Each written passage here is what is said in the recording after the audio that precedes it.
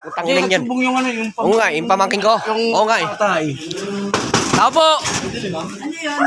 Eh, Ay, kasi may sumbong yung mga bata. kaya nga eh. Eh, ang problema, bakit daw ayaw yung palaruin? Ano bang dahilan? Bawal nga kasi, may mga pasok, di ba? Ha? Bawal ang mga bata na may pasok. May pasok. Eh, wala naman pasok yung bata, pero yung ibang bata pwede maglaro. Nakikita namin. Kinausap na Eh. maayos yung mga anak nyo.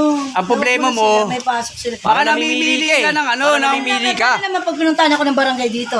Baka ipasara yung computer ko. Eh di sana hindi ka nagtayo ng computer kung takot ka pala sa ano. Kasi yung mga bata gusto maglaro. Tapos Pinapalaro ko yung araw-araw. Eh, may pasok. Pag walang pasok, pwede naman. Kalokohan yun naman. Wala rito. Namimili ka. Ano wala kang pinipili? Ibig sabihin Kita-kita ba, naman. Oh. ang pwedeng maglaro yung may kakayanan ng panlaro? Parang ganun ba? Hindi. Eh, may panlaro naman yung mga May bata pasok eh. yung anak nyo, di ba? Eh, kung ako pasara ng itawag to ng barangay, pasarain ko. Oh, yan. Ano yung reklamo nyo?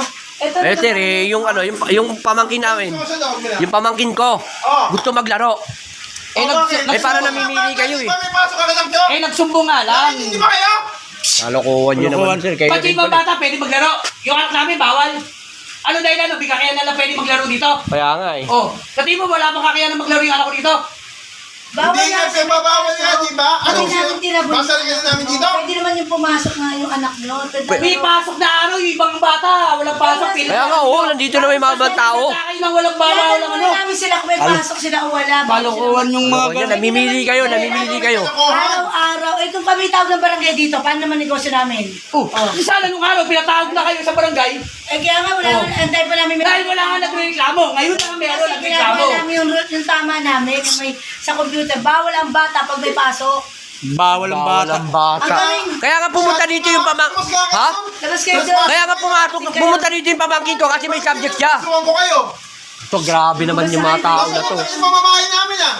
Eh, control, may computer shop kayo eh. Ano gagawin? Sasarado niyo ba yan? Kayo masiga, kayo pang Kayo matapang. pasiga. Dahil nga yung mga bata nagagalit. Nagsusumbong na sa amin. Yung pamamahay ko ha. Hindi ko sinasabi magsigaw sa pamamahay ko. Hindi naman namin yung inaano Kaya yung bahay paliwanag nila. lang din na yung side ng mga bata. Namimili kasi kayo na maglalaro. Oo, yun yun. Ayun o, yung may iba na dyan ha, paglaro tapos kayo.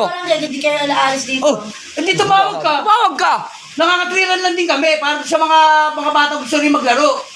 Kayo pa yung lakas ng loob nyo na magsalita ng barangay. Kayo ngayon may May pasok kasalanan. ng ibang bata pwede maglaro dahil wala silang mga pasok. Wala silang pasok. Oh, walang yun nga, oh, di ba? Sa'yo nang galing. Ibig sabihin sila, pwede ibang bata. Hindi kami makaintindi ah. Hirap umitindi. Kayo mahirap umitindi. Na kayo doon. Sabi niyo may pasok kayo. Alam mo kaya hindi pwede magdala. Kaya nga pumunta dito yung bata para mag-ano ng ano niya, subject niya. Sabi niyo bawal makaintindi pa kayo? Sumusugi basta-basta rito ah. Wala rin kayo sa ayos yung computer Kaya na wala natin. sa ayos. Kalokohan nyo naman kuya. Grabe itong computer na to. Namimili talaga kayo. Yun nga yung ano dyan, ayaw nga nilang palaruin. Hindi kami namimili. Eh, ayaan mo na yan tol. Ayaan mo yung mga yan. Tala. Wala rin. Hindi na pa mamalala. Kasuhan mo. Hindi magkasuhan tayo. Kung ganyan ugali nyo.